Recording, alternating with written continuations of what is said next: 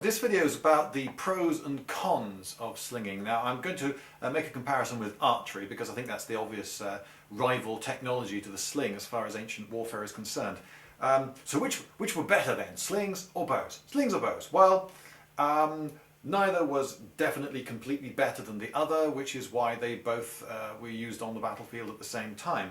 There are certain advantages with a sling.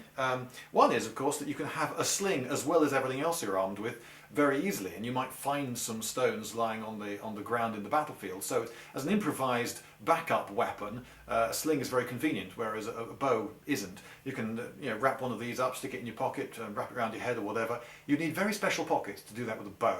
So that's one advantage. Another advantage is weather. If it's very damp, bows don't like that. If your bow gets wet because it's actually raining, then bows really don't like that, whereas slings pretty much unaffected by that. Wind as well. If there's a crosswind, think of the length of an arrow with the feathers on one end. If there's a crosswind, you're shooting that way and the wind's going that way, your arrows can be blown way off course. Whereas crosswind hitting something this size and this density has very little effect on it. And with bullets, slingers are supposedly able to outrange archers.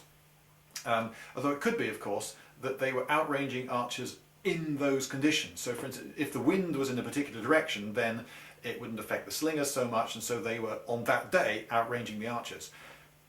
You could probably sling into the wind, I would have thought, a fair bit more effectively as well as than shooting into the wind.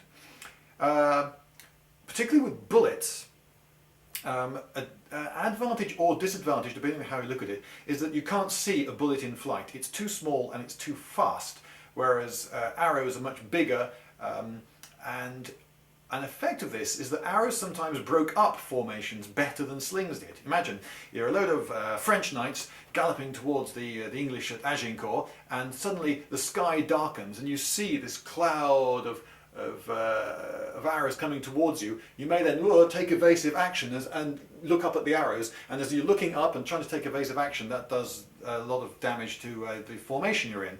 Whereas if you can't see it coming, you're not going to be going all over the place to avoid it, and if it misses you, it has no effect on you whatsoever. Whereas to have its effect, it actually has to hit you if you can't see it. So there's a pro and a con to not being able to see something in flight. I've done the weather, range, improvisation, accuracy. Okay, accuracy. Were slings as accurate as bows?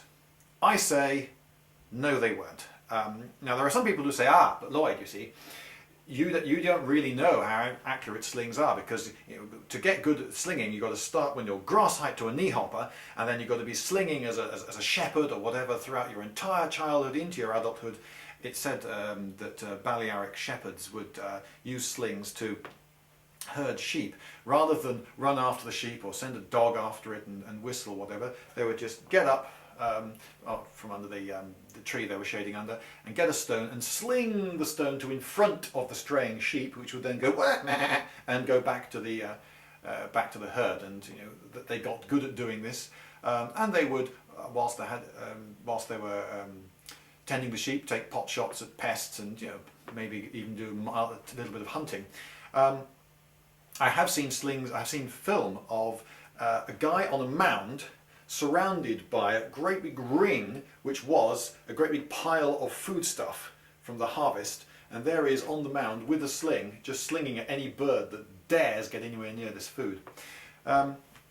Anyway, from doing that for years and years and years, you could get tremendously accurate, so it is said, and that I, with my sporadic practice, will never get it accurate, so I don't truly know. Well, yeah, no, I don't buy that.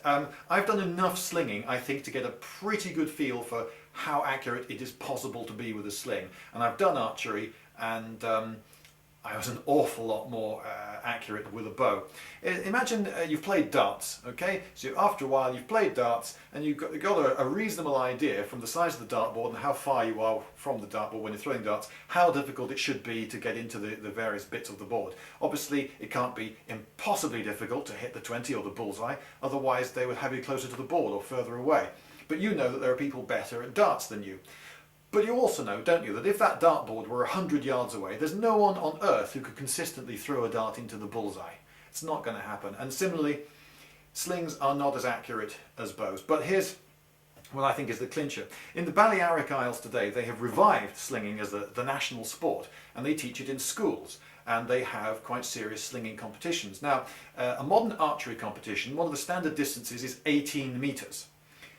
And one of the standard distances for slinging competitions is 19.5 metres, which is very similar. And the archery targets, the standard archery target, is 40 centimetres across, which is about like that, and it's divided into 10 rings. Whereas the standard slinging target is 1.2 metres across, which is like that, and it only has the target. You get 1 point for just hitting the target, and you get a bonus if you hit the bullseye, which is 50 centimetres across. So it's like, like sort of man-sized bullseye, and that's at 19.5 metres. So unless everyone in the modern Balearics, they're all just rubbish at slinging, I think slings are substantially less accurate than bows. Power. How powerful are slings? Well, blunt trauma is very effective. A whopping big stone hitting you is extremely effective, even if you're wearing armour. When Cortes and the Spanish, wearing their iron armour, went into South America, they found that they didn't really need to fear the obsidian-tipped arrows of the Aztecs all that much.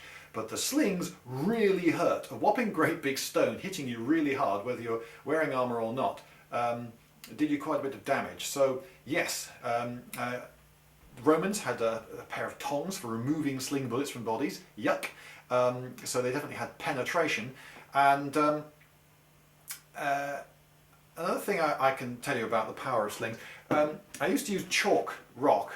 It's not the hardest rock. Chalk is a fairly soft rock as rock goes, but it's rock, it's proper rock. One thing I used to do to demonstrate the power of a sling was to sling at a big tree. I would pick one fairly nearby, and it's only 10 yards or whatever, fairly easy shot. I can hit a big tree at 10 yards. But here's the thing. You might imagine that it would bounce off and go, and people go, wow, or knock a bit of bark off. No, that didn't happen. You might think that it might break and shatter into several bits. No, that didn't happen either. What happened when a lump of rock, chalk rock, hit a big tree from my sling, and I was only 16 at the time, there would be a and then a shh. There would just be a cloud. It would atomize a lump of chalk rock. That's fairly powerful, I'd say.